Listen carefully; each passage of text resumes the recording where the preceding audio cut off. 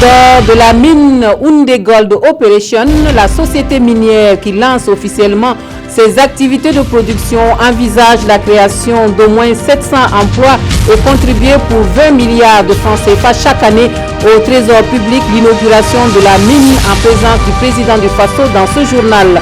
Le chef de l'État burkinabé qui est depuis hier à Gawa pour les festivités du 11 décembre, Rochmar Christian Kaboré prendra part à une série d'activités, décoration, visite et inauguration d'infrastructures. Nous irons dans la cité du Bafouji pour les échos de la célébration du 57e anniversaire de l'indépendance du Burkina Faso avec Godefroy Bazier et les équipes de la RTV sur place.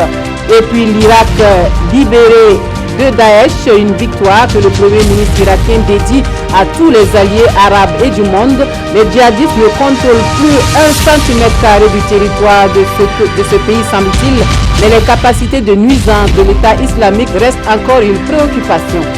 C'est le sommaire de ce journal. Bonjour, merci de nous rejoindre pour les informations de la mi-journée. Un très bon appétit si vous êtes à table.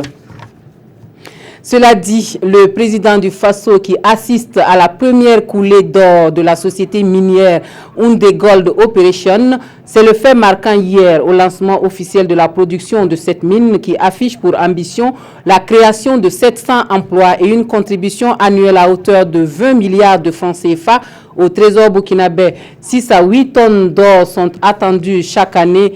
Donc de cette nouvelle mine, on suit la cérémonie de lancement avec Jean Zongo et Zalissa Sanfo. Le premier lingot d'or de Houndé Gold Operation dans les mains du président du Faso. La société minière entre ainsi en phase de production 18 mois après le lancement officiel des travaux de construction. Ce sont 6 à 8 tonnes d'or qui sont attendues chaque année, de quoi illuminer Houndé et aussi les caisses de l'État burkinabé. Revenir ici à Houndé pour participer à l'inauguration de cette mine est un moment que nous estimons important, non seulement pour la nation. Je crois que les chiffres sont parlants en la matière. 700 emplois qui vont être créés, des emplois non permanents également qui vont exister, 6 à 8 tonnes par an, 20 milliards pour le budget de l'État. Donc je pense que c'est des choses qui sont importantes pour la vie de la nation également. Cette première coulée d'or en présence des autorités burkinabées et de la population satisfait les premiers responsables de la mine qui saluent ici l'environnement propice des affaires au Burkina Faso. L'environnement est extrêmement favorable et il est extrêmement favorable d'un point de vue géologique, mais surtout parce que le gouvernement et son premier représentant, le chef de l'État, a décidé de soutenir l'industrie minière, d'accueillir les investisseurs étrangers, de protéger les investissements étrangers et donc de nous rassurer sur notre capacité à pouvoir investir aujourd'hui dans le pays. Et je crois que l'objectif, c'est de faire des partenariats gagnant-gagnant. Et Oumarou Idani promet, l'or va encore couler au Burkina Faso. Avec l'ouverture et l'entrée en production de Houndé, 12 mines industrielles sont en production désormais, dont 11 d'or et une de zinc. 4 mines d'or nouvelles sont en construction, dont celle de Gungu qui entrera en production au 3e trimestre 2018. 5 nouveaux permis d'exploitation ont été octroyés et les partenaires s'activent pour développer leurs projets. Ici, le ministre des Mines a émis le vœu qu'en 2019, on puisse s'inscrire en lettres d'or dans les annales du Burkina Faso, 60 tonnes d'or. Nous retrouvons maintenant Godefroy Bazier à Gawa pour prendre la température ambiante à la cité du Bafouji. Bonjour Godefroy, le président du Faso est depuis hier à Gawa et son agenda s'annonce très chargé à peine arrivé alors.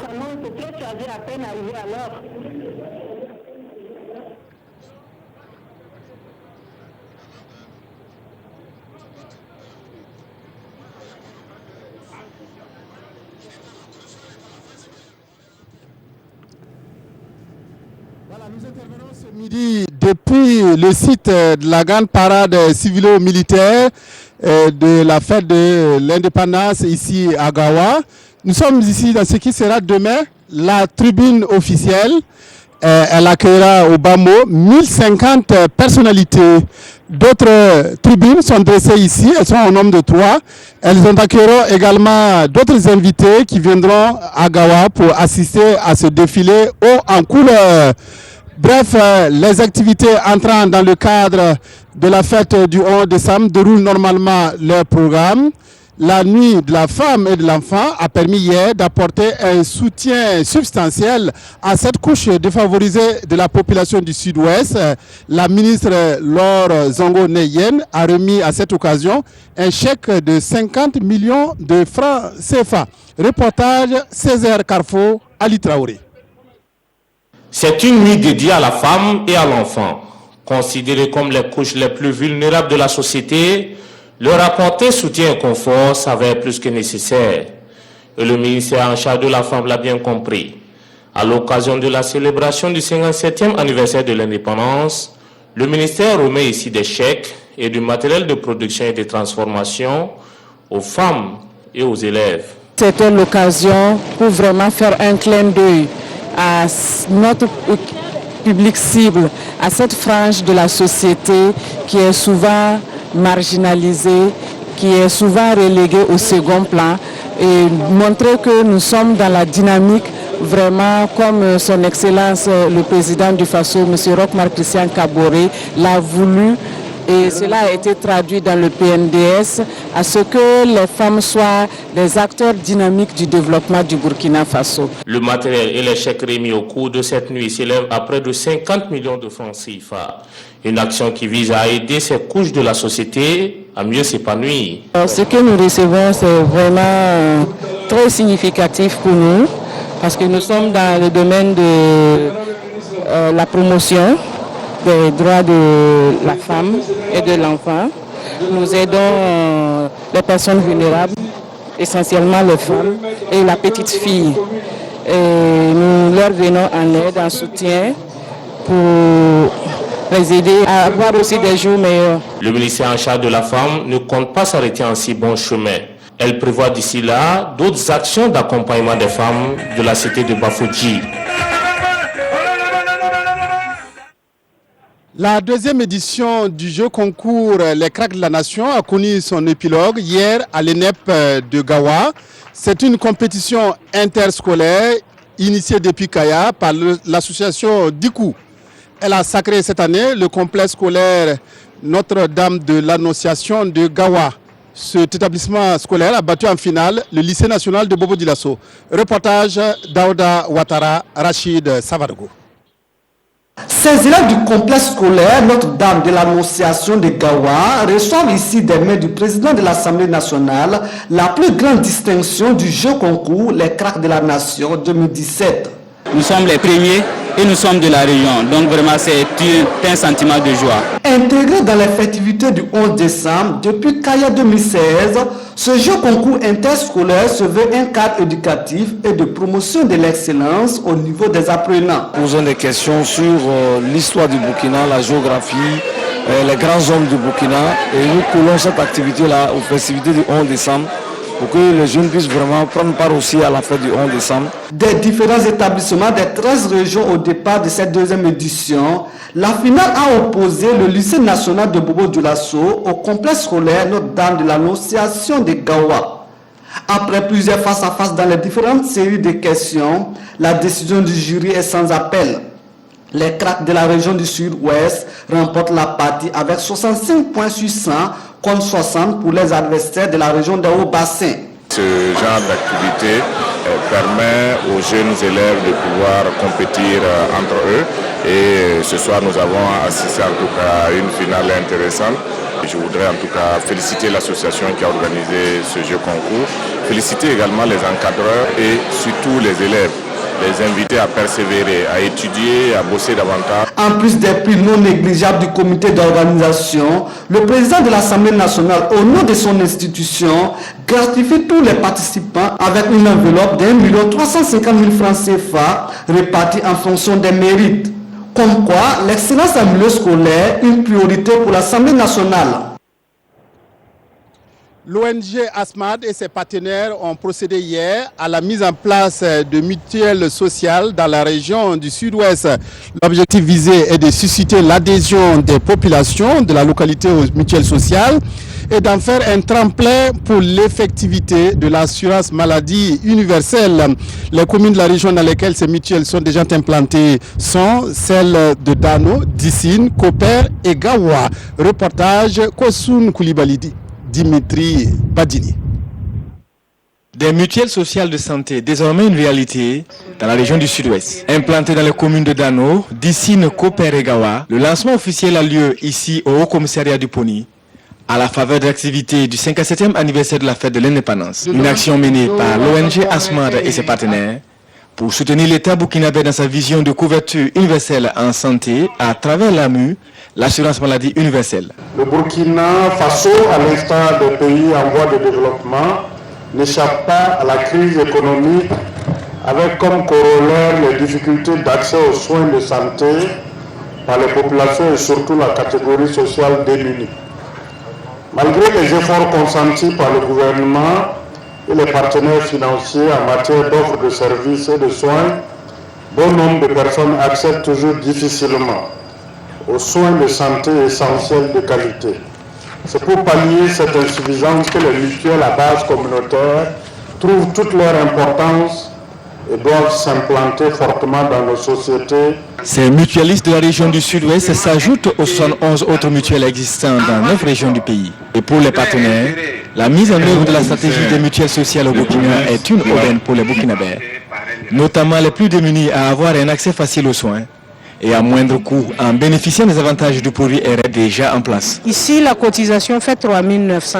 Dans les CSPS, la prise en charge est à hauteur de 80% et au niveau donc de la référence au CHR, ça peut aller jusqu'à 90%. Pour une adhésion massive à la mutuelle, une souscription est ouverte avec un opérateur de téléphonie mobile de la place pour promouvoir le produit RR. Et pour traduire son engagement et son soutien aux mutualistes, le parrain leur a remis des kits d'accompagnement. La ville de Batié dispose désormais d'un CSPS urbain. Ce centre de promotion de santé et de promotion sociale lui a été offert par la Loterie nationale burkinabé dans le cadre de la célébration du 11 décembre à Gawa. L'infrastructure sanitaire a été inaugurée hier par le ministre de la Santé. Reportage Oumarou Sagnon, Issia Kanana. C'est la fête à Batié. Jeunes, femmes et hommes célèbrent ici au secteur 5 le nouveau centre de santé et de promotion sociale.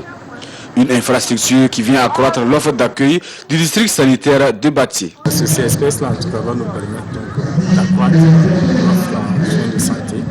En ce sens, qu'il va couvrir 32 villages, 19 645 habitants. C'est une grosse dîme qui nous est en identifié. C'est vraiment une nouvelle. 250 millions de francs CFA pour réaliser ce CSPS urbain de Batié avec toutes ses commodités. Maternité, dispensaire, dépôt de médicaments essentiels génériques, de logements du personnel soignant. C'est un geste de la Loterie nationale burkinabé qui a fait ce CSPS flambant neuf dans le cadre des réalisations du 11 décembre.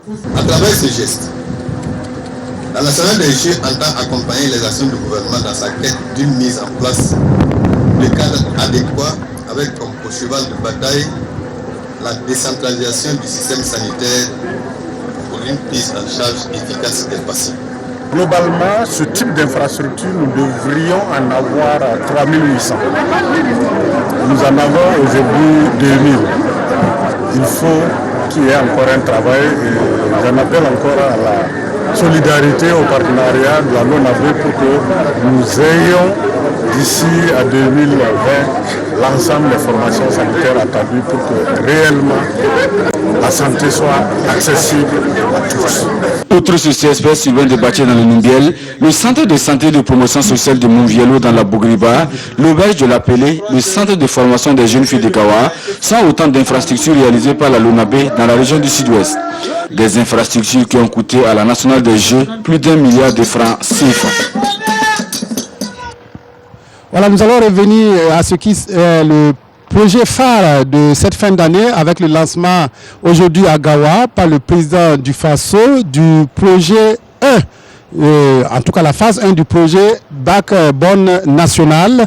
Ce projet de connexion par fibre optique va permettre d'améliorer sensiblement les différents services numériques.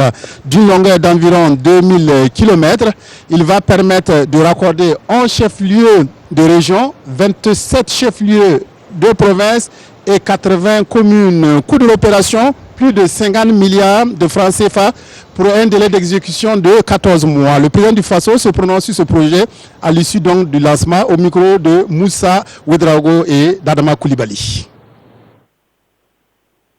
Le rôle du numérique aujourd'hui n'est plus à démontrer. Il y a une fracture numérique avec les pays développés et le numérique peut nous permettre également en termes d'information d'atteindre l'ensemble des secteurs. Comme vous l'avez si bien suivi, secteur de la santé, secteur de l'éducation, secteur de la sécurité et également développement du potentiel en matière d'emploi. Nous sommes engagés résolument à faire en sorte que d'ici 2018, puisque ça va durer un an, il y ait déjà une amélioration, que nos régions soient interconnectées, qu'un certain nombre de collectivités soient interconnectées, ce qui nous permet également le traitement en temps réel des informations, que ce soit même des informations de sensibilisation sur un certain nombre de questions, maladies, lutte contre le VIH-Sida, etc. On sera dans un monde un peu plus connecté, aussi bien à l'intérieur qu'avec les pays voisins. Voilà ce qu'on pouvait dire par rapport aux activités marquant le 11 décembre à Gawa. Nous sommes toujours sur ce site qui va accueillir la grande parade civilo-militaire. Il y aura environ 3300 défilés civils, 1700 défilants militaires, de nombreux véhicules civils et de nombreux véhicules militaires qui vont emprunter cette voie. Vous voyez que la circulation est fluide aujourd'hui. On peut toujours l'emprunter, mais demain, elle sera hermétiquement fermée à la circulation pour permettre donc à tous ceux qui sont en direct ici et qui nous suivent sur la RTB des quatre coins du monde de suivre cette parade civilo-militaire. Merci à vous d'être restés à notre compagnie. À vous le studio pour la suite du journal.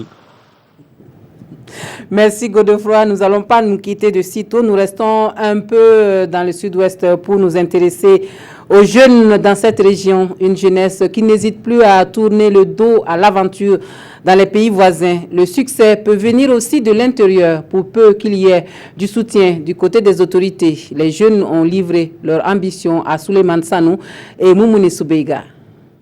La Côte d'Ivoire et le Ghana sont les principaux pôles d'attraction de jeunes de la région du Sud-Ouest. Ils migrent dans ces pays dans l'espoir de trouver une vie meilleure. C'est le cas de Lekweti Yen et de Daniel Yen. Ils viennent de regagner le Bercail après avoir passé une bonne partie de leur jeunesse au pays d'Oufouette-Boigné. J'ai fait 30 ans en Côte d'Ivoire. La première chose, j'étais emprunté Manganchien. Après, ce n'est pas ça. J'ai laissé, bon, si j'allais faire mon ingé, ce n'est pas marché. J'ai fait le travail de marmiche là. Ce qu'ils font les marmiches, ce n'est pas marché. Donc je suis venu dans le cuisinier. À l'image de ces deux hommes, nombreux sont les jeunes du Sud-Ouest à se rendre au Ghana et en Côte d'Ivoire chaque année. Des pays que les jeunes considèrent comme un Eldorado. Un Eldorado auquel Roland Houssé et d'autres anciens candidats à la migration avaient cru et qui s'est révélé être une illusion totale. Quand je suis arrivé là-bas, il y a des gens qui ont voulu que je travaille avec eux. L'année 110 000, je trouve que non, ça ne m'arrange pas du tout. Mieux vaut de revenir. Mais j'ai vu des parents, des jeunes qui ont trop souffert là-bas. Et beaucoup même, sans moi, ils allaient perdre la vie là-bas. À côté de ceux qui n'ont pas trouvé leur compte dans ces pays, il y a ceux qui se frottent les mains comme Emmanuel Nakoyen. Ce commerçant bien connu de la ville de Gawa doit en partie sa réussite à son séjour au Ghana et ailleurs. Depuis mon enfance, même j'étais au Ghana. Après, je suis revenu au pays, reparti au Nigeria. Je suis revenu au pays, puis je suis reparti aux États-Unis. Puis revenu au Ghana et puis revenu ici au Burkina. Ça m'a donné de l'expérience par rapport à ça. C'est ça qui m'a aidé. Aujourd'hui, le goût de l'aventure chez les jeunes du Sud-Ouest vers les destinations Côte d'Ivoire-Ghana semble s'estomper. Beaucoup d'entre eux ne comptent plus quitter leur pays. Moi, à mon avis, rester ici, ça vaut mieux. Mais bon, moi personnellement, je suis basé à Zignaré. Je fais le froid. Bon, je trouve que ça va. Quand je suis venu, bon, je n'ai pas l'argent, mais je sens bon. ils sentent bien. Quand je suis venu, j'ai acheté une moto. Bon, avec ça, à la fin, on me donne un peu. Ça ne vaut pas le coup, mais ça m'arrange. Ça vaut mieux qu'en Côte d'Ivoire. Je demande à la jeunesse, revenez, faites quelque chose. C'est vrai, l'État doit nous aider. Mais il faut faire quelque chose avant que l'État ne t'aide. Sinon, c'est une fausse idée. C'est une situation que l'administration locale suit de près, même si elle reconnaît que la migration peut contribuer au développement de leur pays d'origine. Elle prévoit des initiatives pour occuper et retenir ces jeunes dans leur terroir. Il faut diversifier, n'est-ce pas, les possibilités d'emploi dans le domaine de l'agriculture, dans le domaine de la pêche, dans le domaine de l'élevage. Il y a un certain nombre de retenues d'eau qui, à notre sens, ne sont pas très bien valorisés, n'est-ce pas? Il y a des métiers, n'est-ce pas, liés au travail de la terre qui ne sont pas très bien valorisés, dont les jeunes ne voient pas, par exemple, l'importance. Au regard de l'instabilité que certains pays d'accueil ont connue ces dernières années à cause des crises sociopolitiques, certains jeunes du Sud-Ouest prospectent d'autres destinations comme le Nigeria, le Niger, le Bénin, la Guinée équatoriale et les États-Unis. D'autres, par contre, souhaitent investir et rester au pays pour peu que les autorités leur apportent un coup de main. Voilà, nous revenons dans la région du centre pour aller à Komsiliga qui accueille cette année la célébration de la fête nationale dans cette région. À cette occasion, une conférence publique sur la thématique du 11 décembre 2017 est animée, un thème qui met en exergue le concept de citoyenneté responsable qui implique le sens du devoir. On voit cela avec Paul-David Bambara et Mounira Keri. C'est de l'indépendance du Burkina. Le thème du 11 décembre 2017 est ici décortiqué. Dans un contexte où les valeurs d'intégrité, de solidarité et de tolérance sont en perte de vitesse, il est urgent que le débat soit posé pour un mieux vivre entre communautés au Burkina. Nous vivons une période assez délicate avec des revendications sociales, politiques, scolaires, etc., etc., etc. Est-ce qu'on ne peut pas mettre la culture au service, n'est-ce pas, de la citoyenneté responsable? Nous sommes une soixantaine d'ethnies et c'est important d'insister sur le fait que malgré cette diversité culturelle, cette multiplicité de sensibilités culturelles, nous devrions continuer à apprendre à vivre ensemble. C'est Komsiliga qui accueille la célébration du 11 décembre 2017 pour le compte de la région du centre. Un honneur pour la population de la commune. Cela représente premièrement la joie pour nous, population de Komsiliga. Et je pense que nous aussi, nous allons œuvrer, faire tout possible pour la réussite de cette cérémonie. Le Burkina connaît ces dernières années un climat social agité et seule la culture peut nous permettre de rester solidaires, selon le conférencier, pour qui le thème diversité culturelle et citoyenneté responsable pour un Burkina Faso solidaire et harmonieux est plus que la bienvenue. Autre point de l'actualité, et nous allons dans le Sahel où des parlementaires s'informent sur la question de l'eau potable, d'hygiène et de l'assainissement dans la région. C'est le réseau des parlementaires burkinabés pour l'eau et l'assainissement qui effectue une tournée dans cette partie du pays pour constater la situation qui prévaut dans le domaine. Ibrahim Kabouré Seydouzo. Les membres du réseau des parlementaires burkinabés pour l'eau potable, l'hygiène et l'assainissement au centre hospitalier régional de Dori. Ce qui retient leur attention, les toilettes. Ici, dans les toilettes des accompagnants des patients, les images à elles seules parlent. Vous voyez, non? Les visiteurs du jour disent être dessus. Alors, quand on parle du contrôle de l'action du gouvernement, il ne s'agit pas d'appeler un ministre pour des toilettes. Nous pensons que si un DG, un président du conseil d'administration, un gestionnaire ou un chef de service d'unité ne peut pas assurer, en tout cas, l'hygiène des toilettes, mais ça ne sert pas. Nous avons été aussi à l'école, une école primaire le matin, vous avez vu, où vraiment ils ont pu installer des petites cellules où les élèves eux-mêmes font les petites sensibilisations entre eux. Après Dori, la délégation a mis le cap sur Katirga, un village situé à quelques encablures de Dori. Ici, les députés ont pu visiter les toilettes traditionnelles réalisées par les communautés elles-mêmes dans le cadre de l'approche ATPC, assainissement total piloté par les communautés. Et ce sont 1061 toilettes qui ont été réalisées ici à Katirga, un cas école pour les députés. Quand on parle de latrines, on a souvent tendance à croire que c'est une affaire de riches. Mais nous avons vu des exemples ici où les populations par elles-mêmes s'associent pour assurer l'assainissement piloté par la communauté elle-même. Donc on s'est dit quand même que c'est un cas école que nous pourrons dupliquer ailleurs. On a constaté qu'avec ce qu'on a vu, ce qu'on vient de réaliser, ça veut dire que nous-mêmes avant, on jette et on reprend. Nous-mêmes, on prend ça et on mange. Et que c'est que ça nous a apporté beaucoup de maladies diarrhéiques. Et que lorsqu'on a eu à mener cette activité, vraiment, ça nous a beaucoup encouragé, beaucoup apporté de l'hygiène et l'assainissement.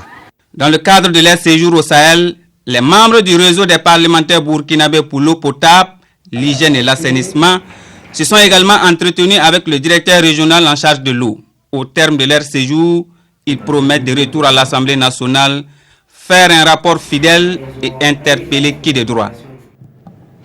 Et le ministre en charge de la fonction publique qui parle du Fonds national d'appui aux travailleurs déflatés et retraités à Manga, les objectifs de ce fonds, ce dispositif spécial du gouvernement, les conditions d'accès au fonds. Le ministre Clément Savadogo dit tout aux travailleurs déflatés et aux retraités de la cité de l'Épervier et prend acte aussi de leurs préoccupations. Issa Kafando, Mariam Dao. Réunis ici à Manga, Clément Savadogo échange avec les retraités de la ville sur les objectifs et les conditions d'accès et d'intervention du FONADR, le Fonds national d'appui aux travailleurs déflatés et retraités. C'est un dispositif mis en place par le gouvernement burkinabé afin de permettre aux retraités de se réintégrer dans la vie active. Ce n'est pas parce qu'on est allé à la retraite qu'on ne peut pas produire. L'expérience qu'on a capitalisée peut permettre même de mieux faire que ceux qui sont plus jeunes que nous. Donc il s'agit, chacun dans le domaine où il peut exceller, de lui apporter l'appui nécessaire pour qu'il puisse créer une activité productrice et continuer donc non seulement à se maintenir, mais aussi à être un agent de développement. Cette rencontre a permis aux retraités de Manga de connaître les modalités d'accès et d'intervention du FONADR. Beaucoup pensent cependant que certaines conditions doivent être revues. Pour les personnes déflatées, il s'agit d'avoir effectué au moins 3 ans de service effectif et dans une structure formelle. Ça veut dire qu'une structure immatriculée au niveau du registre du commerce et disposant d'un IFU. Voilà. Et disposer d'un projet, un bon projet naturellement pour votre accompagnement et d'un aval. L'aval, la garantie, une garantie suffisante qui couvre à 90% le montant sollicité. Pour les retraités, il n'y a pas une condition particulière, c'est disposer déjà de l'arrêté de par la retraite, avoir moins de 75 ans et disposer aussi de garanties suffisantes et d'un projet, comme on le dit dans le jargon bancable. Il y a certaines conditions que les retraités ne peuvent pas satisfaire. Quand on parle d'avoir surtout les avals, c'est pas facile. Et puis la garantie aussi, certains n'en ont pas.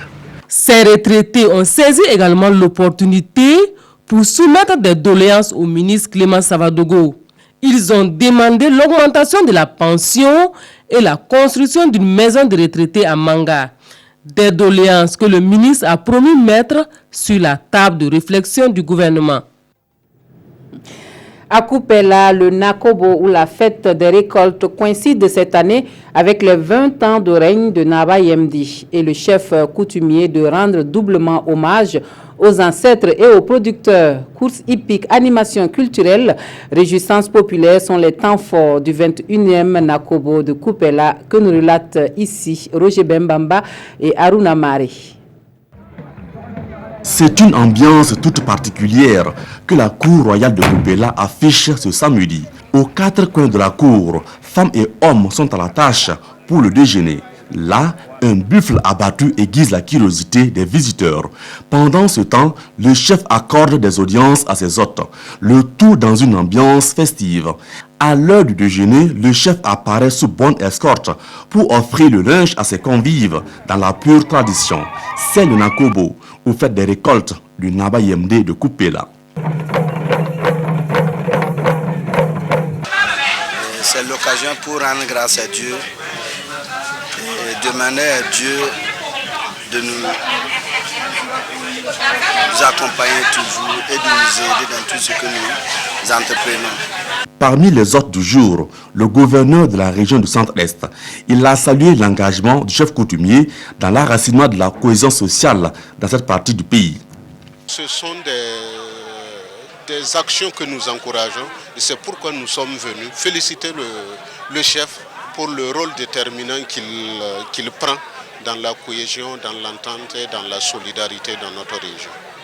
Après le déjeuner, le chef quitte ensuite son palais pour arpenter cette artère de la ville. Un trajet marqué par quelques arrêts. Dans cette allée, à côté de ces notables, le chef assiste à une course épique au milieu de cette marée humaine venue contempler les merveilles de ses cavaliers.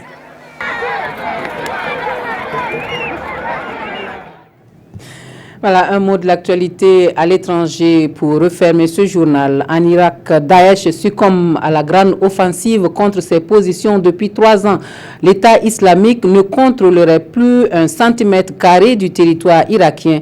Une victoire que le Premier ministre irakien met au compte de tous les alliés des pays arabes et du monde, surtout les États-Unis d'Amérique.